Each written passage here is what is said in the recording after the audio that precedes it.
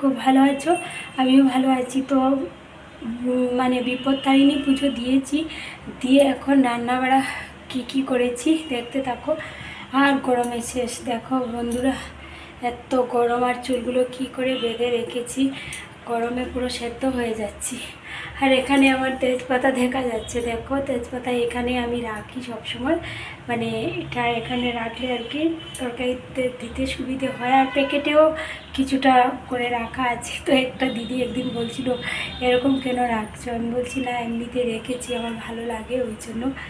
তো প্রচণ্ড গরমে দেখো ঘেমে যাচ্ছি।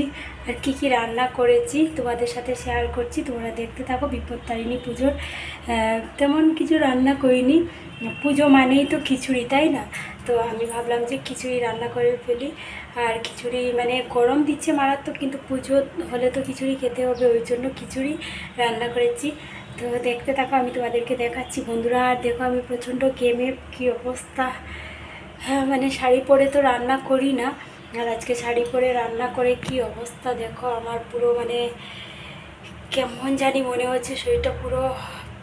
অনেকটা আগে মানে স্নান করেছি, স্নান করে পুজো দিয়েছি, আর পুরো গরমে পুরো সেদ্ধ হয়ে যাচ্ছে।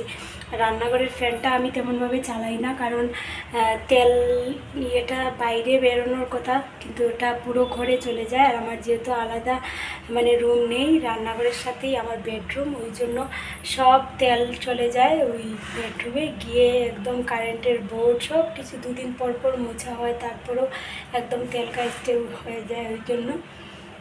তো দেখো বন্ধুরা, হ্যাঁ ফ্রন্ট ক্যামেরায় বেশি কথা বলতে পারছি না, ভীষণ ভীষণ গরম লাগছে। তো দেখো বন্ধুরা, আমি কি রান্না করেছি। আমি করেছি বাদাম ভেজে, করেছি মুগ ডাল, তারপর অরহর ডাল, আর 3 ধরনের ডাল দিয়ে আর কি রান্না করেছি খিচুড়ি। আর খিচুড়ি রান্না করার পর দেখো ওখানে করেছি পাঁপড় ভাজা আর আলু ভাজা। আর বন্ধুরা, খুবই খারাপ লাগছে, এই ভিডিওটা আমি কাল পোস্ট করেছিলাম, কেন জানি না কপিরাইট চলে এলো, সেটাই তো বুঝতে পারিনি কিসের জন্য। আমি যেটা সামনে একটা এফেক্ট দিয়েছিলাম সেটার জন্য হয়তো, সেটা দিয়ে আরেকদিন ভিডিও পোস্ট করেছিলাম, এরকম কপিরাইট চলে এসছে। এফেক্ট বলতে পারো, বা এমনিতেই ওটা মানে মেটেরিয়াল থেকে প্রথমে ভিডিওর স্টার্টিংয়ে দিতে হয়, তো এটা দিলে এরকম চলে আসে। যাই হোক, চলে এসছে তো কিছু করার নেই। আমি ওই জন্য কপিরাইট তো তুলতে পারি না, ওই জন্য আমি রিমুভ করে দিয়েছি। আর থালায় বেড়ে নিয়েছি খিচুড়ি। দেখো কালারটা সুন্দর এসেছে, কিন্তু খিচুড়িটা একদম টাইট হয়ে গেছে। কি করব, মানে জলটা প্রেসার কুকারে করলে জলটা কম হয়ে যায়। দেখো থালায় নিয়েছি খিচুড়ি, আলু ভাজা, পাঁপড়, আর এই যে ছোট লেবুগুলোকে কী লেবু বলে আমি নাম জানি না, তো এগুলো নিয়েছি। এগুলো খেতে খুব টক হয়, কিন্তু তেমন একটা সেন্ট হয় না। আমার তো গন্ধরাজ লেবুগুলোই পছন্দ, তবে গন্ধরাজ লেবুগুলো পাইনি বলতে আমি আর বাজারে তেমনভাবে যাইনি। আর দেখো এখানে আমি দুজন দাদার জন্য বেড়েছি, দুজন দাদা বলতে একটা ভাই আর একটা দাদার জন্য বেড়েছি। আর শ্বশুরমশাই চলে গেছেন, মানে আমরা 3-4জনই খাওয়ার কথা ছিল, তো বাবা চলে গেছেন বলতে বাবাকে প্রসাদ দিয়েছি, বাবা শুধু প্রসাদ খেয়েছেন আর খিচুড়ি খাননি। আর ওইদিকে তো বেড়ে নিয়েছি, ভাবলাম যে আমার বন্ধুদের সাথে শেয়ার করি।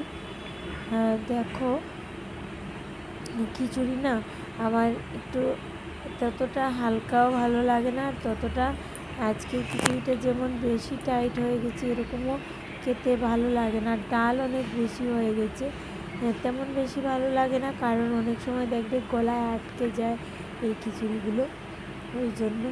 আর তোমরা কে কে পুজো করেছো অবশ্যই জানিও কিন্তু। ঠিক আছে বন্ধুরা, আর আজকের মতো এখানেই আমি তোমাদের সাথে দেখিয়ে দিলাম, কারণ বেশি বড় ভিডিও করতে গেলে কী হবে বলো তো, অনেকে দেখতে চায় না। ঠিক আছে বন্ধুরা, তো বন্ধুরা দেখিয়ে দিলাম কি রান্না করেছি, বেশি কিছু করিনি, প্রচণ্ড গরমের জন্য দেখো কি অবস্থা আমার। বাবারে বাবা, এত গরম লাগছে। আর আজকের ভিডিওটা আর বেশি বড় করব না, কথা বলতে ভালো লাগছে না। একে তো উপোস, আর 2 নম্বরে হলো খিচুড়ি রান্না করেছি, খেয়ে দিয়ে একটু রেস্ট নেব। সকাল সকাল উঠেছি, ওই জন্য আর বয়সটা একদম ধীরে ধীরে, বুঝতেই তো পারছো গরমের জন্য। ঠিক আছে, সবাই ভালো থেকো, সুস্থ থেকো, টাটা, সবাইকে লাভ ইউ।